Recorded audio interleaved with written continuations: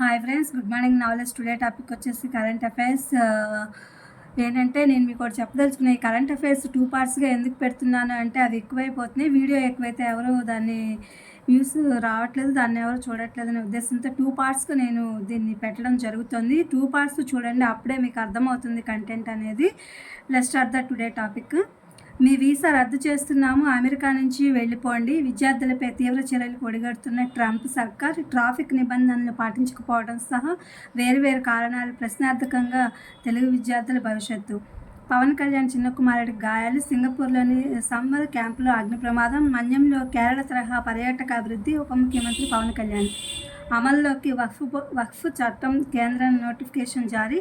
రతన్ మోహిని దాది కన్నుమూత, ఆమె వయసు 101 సంవత్సరాలు. కరుణతో కూడిన దీపస్తంభం, రాష్ట్రపతి, ప్రధాని, సీఎం సంతాపం.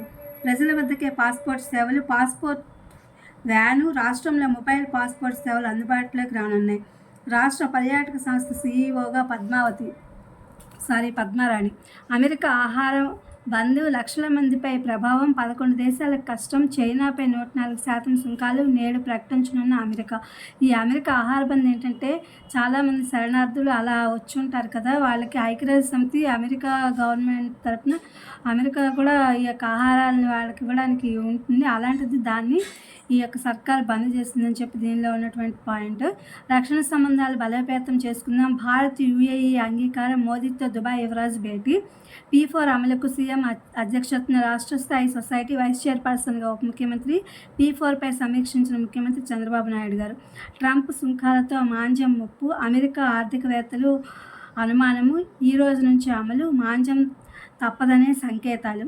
మెగా డిఎస్సికి ఏర్పాట్లు చేయండి, ఆగస్టులో విద్యామంత్రుల కాంక్లేవ్. విద్యాశాఖ సమీక్షలో మంత్రి లోకేష్ గారు. ఏడాదిలోపే భోగాపురం విమానాశ్రయం పూర్తి, ఉత్తరాంధ్ర సంస్కృతిని ఉట్టిపడేలా నిర్మాణాలు, బీచ్ కారిడార్లు. కొత్తగా టీపీఆర్, కేంద్ర మంత్రి రామ్మోహన్ నాయుడు గారు. జేఈఈ పరీక్షల్లో ట్రాఫిక్ అవాంతరాలు లేవు, విద్యార్థుల ఆరోపణల అవాస్తవం. విశాఖ ఏడీసీపీ అంటే ట్రాఫిక్ ప్రవీణ్ కుమార్ వెల్లడి. తమిళనాడు గవర్నర్ చర్య రాజ్యాంగ విరుద్ధము, శాసనసభలో ఆమోదించిన బిల్లుల్ని తొక్కిపెట్టే అధికారం ఆయనకు లేదు, సుప్రీంకోర్టు సంచలన తీర్పు. ఇది friends today current affairs. Please my channel like, share, subscribe and comment. Thank you for watching. Thank you for your support.